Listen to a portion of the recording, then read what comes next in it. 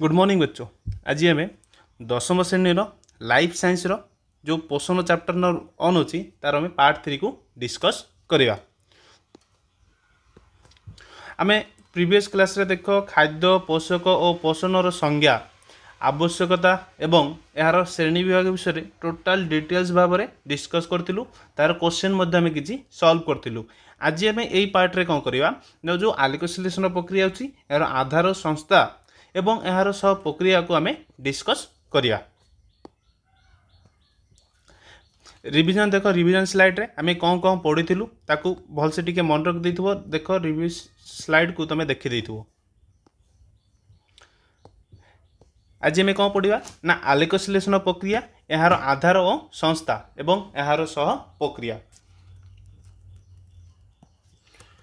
First slide अच्छी ना आलोकसंश्लेषण प्रक्रिया। जो आलोकसंश्लेषण प्रक्रिया क्या कह जाए आम पढ़ुलू ना आलोकसंश्लेषण प्रक्रिया द्वारा सबुज उद्भिद सबुज कण बा क्लोरोफिल माध्यम दृश्यमान आलोक शक्ति को रासायनिक शक्ति रे रूपांतरित करने सहित अंगारकाम्ल और जल को उपयोग कर सरल शर्करा तैयारी करता बा श्वेतसार जातीय खाद्य प्रस्तुत करता है। यही शर्करा जीव जगतर सबु जीवों पाई प्रत्येक बा परोक्ष भाव में खाद्य अटे। जो आलोकसंश्लेषण प्रक्रिया क्या कहवा ना आलोक शक्ति द्वारा बा सबुज कणा माध्यम दृश्यमान आलोक शक्ति को रासायनिक शक्ति रे परिणत करिया जो श्वेतसार जातीय खाद्य प्रस्तुत करते आलोकसंश्लेषण प्रक्रिया बा फोटोसिंथेसिस बोली कहवा। आलोकसंश्लेषण प्रक्रिया पाई आवश्यक उपादान कौन कौन उपादान रही है यही प्रक्रिया पाई आमको कौन कौन उपादान दरकार अच्छी। देख आलोक बा आलोक उत्स लाइट दरकार अच्छी, अंगारकाम्ल CO2 दरकार अच्छी, जल H2O दरकार अच्छी, तार सहित सहित किसी खनिज लवण दरकार अच्छी। मेन पार्ट कौन रहा यही प्रक्रिया पाई सबुज कणा बा क्लोरोफिल आवश्यक रही। तापर आम आलोचना करवा जो आलोकसंश्लेषण प्रक्रिया पाई तार आधार और संस्था कौन अच्छी। प्रत्येक प्रक्रिया पाई एक आधार और संस्था दरकार। जेपरी आमे रोषेई घरे जो रोषेई करूँ रोषेई घर हूँ आमर आधार एवं तार सहित व्यवहृत होता चूली हांडी कड़े आदि हूँ संस्था।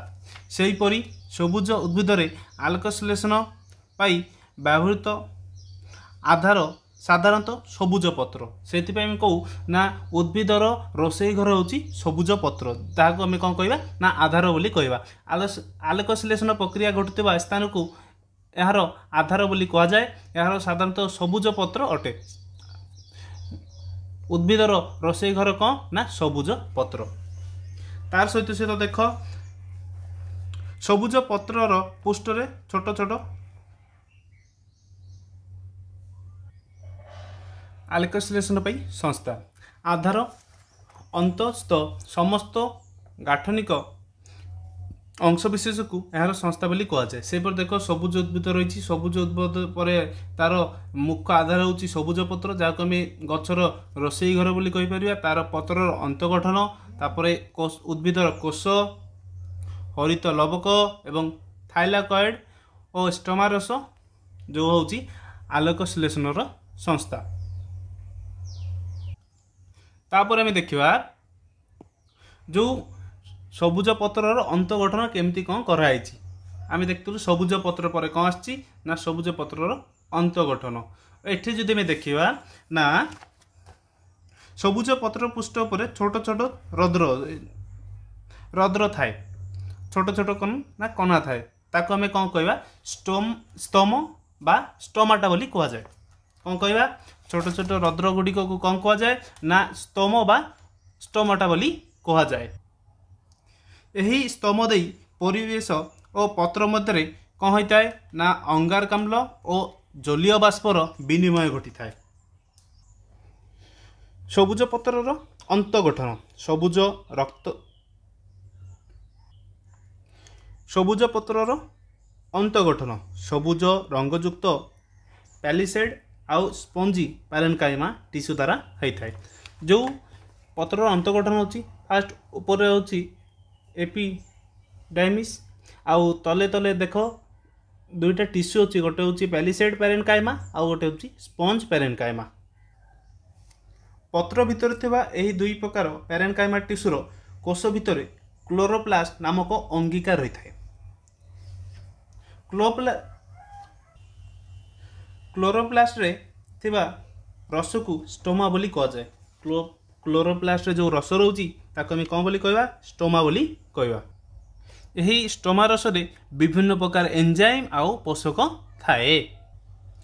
स्ट्रोमा रसरे केतेक उपादान भासमान अवस्था थाए। एथिमध्यरु अनेक परिमाण रे थिबा गठनर एकक एवं द्विअस्थिरीय झिल्ली सदृश थाइलाकॉइड अटे। थाइलाकॉइड दीर्घ सरू चेप्टा थली सदृश। जो थाइलाकॉइड अछि ताको हमें देखि परियो दीर्घ चेप्टा और सरू सदृश। थाइलाकॉइड जो चेप्टा थली सदृश अच्छी ता भीतर अंश को आम जो भीतर अंश अच्छी ताको आम ल्यूमेन बोली कहवा। केतेक स्थान रे कौन होइछि ना छोट छोट थाइलाकॉइड कौन होइछि थाक थाक होई सज्जित होई रहिसंती। एई बोली थाको को आम कौन कहवा ना ग्राना बोली कहवा। ग्राना गुड़िक लंबा लिया थाइलाकॉइड द्वारा संजित होइतांती। साधारणतः देखिबाकू गले क्लोरोप्लास्ट रे थिबा स्टोमा रस रे ग्राना और थाइलाकॉइड रहितांती। थाइलाकॉइड प्रत्येक झिल्ली स्तर रे क्लोरोफिल प्रोटीन आउ लिपिड विभिन्न बहुत अणु सजई होई रहितांती। एभली गठनयुक्त थाइलाकॉइड और क्लोरोप्लास्ट स्ट्रोमा रस आलोकसंश्लेषण संस्था सृष्टि करुतांती। तो आमे देखचु आलोकसंश्लेषण प्रक्रिया पाई आधार आउ तार संस्था पाई। तो ये तुम जब क्वेश्चन देखियो जो छोट छोट रद्र अच्छी ताको आम कौन कहवा स्टोमाटा। तापर क्या द्वारा कौन होते पत्र और परिवेश मध्य कौन होता है अंगारकाम्ल और जलीय बाष्प विनिमय घटता है क्या द्वारा ना स्टोमाटा द्वारा। तापर देख जो केते प्रकार टिश्यू पैरेनकाइमा केतेटा होछि ना दुईटा पैरेनकाइमा टिश्यू होछि। गोटे होछि पैलिसेड आउ गोटे होछि स्पंजी पैरेनकाइमा। तापर देख जो हरित लवक भितर जो रस थाए ताको आम स्टोमा बोली कहवा। आउ स्टोमा रस रे विभिन्न प्रकार एंजाइम आउ पोषक थाए। आउ जो स्टोमा रस रे ग्राना बा थाइलाकॉइड रहितांती। थाइलाकॉइड भितर जो ये होता है कौन होता है ना सज्जित होई थाक थक होई सज्जित होई रहितांती ताको आम ग्राना बोली कहवा। आउ थाइलाकॉइड झिल्लीर प्रत्येक स्तर रे क्लोरोफिल प्रोटीन आउ लिपिड विभिन्न प्रकार बहु अणु सजई होई रहितांती। तार सहित सहित कौन क्वेश्चन आसीपे ना थाइलाकॉइड रे जो स्टोमा रस रोची ता भीतर अंश को आम कौन कहवा भीतर अंश को कौन कहवा ल्यूमेन बोली कहवा। देख आज ये आउ तापर केटा क्वेश्चन को सॉल्व करिया। जो अच्छी क्वेश्चन अच्छी सबुज उद्भिद आलोकसंश्लेषण पाई व्यवहृत आधारटा कौन ना सबुज पत्र। आधार कौटी ना सबुज पत्र। पत्र रे केते प्रकार पैरेनकाइमा टिश्यू अच्छी आउ से गुड़िकर नाम। पत्र रे केते प्रकार पैरेनकाइमा टिश्यू अच्छी ना दुई प्रकार कौन कौन ना गोटे होची पैलिसेड आउ गोटे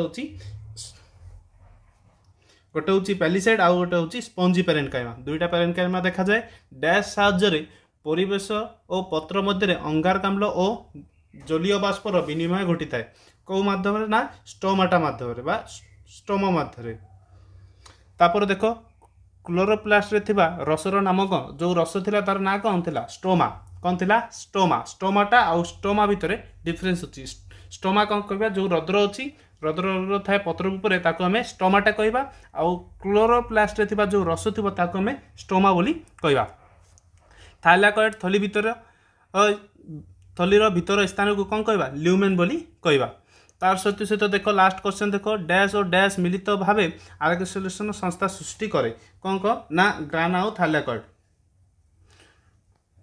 तापर केटा दीर्घ उत्तरमूलक प्रश्न अच्छी से तुम कौन कर नोट्स रु देखी देखी लिखिकी मत व्हाट्सएप रे सेंड कर। व्हाट्सएप नंबर ये अच्छी तुम आराम से सेंड कर। आज आम जहाँ जहाँ पढ़लु तुम भलसे देखिथब। आउ जदि तुमको किसी डाउट थब आम कमेंट सेक्शन रे पचारि पारिबो। आउ जदि एही नोट्स रो एही पीडीएफ नोट्स तुमको दरकार आम डिस्क्रिप्शन लिंक रे तुमको नोट्स रो लिंक मिल जिवो। तुम ताको डाउनलोड करनेबो। आउ किसी डाउट थले आम डिस्क्रिप्शन लिंक रे पचारिबो। आउ जदि वीडियो भल लागुथबो ताले लाइक आउ सब्सक्राइब कर दो। Thank you.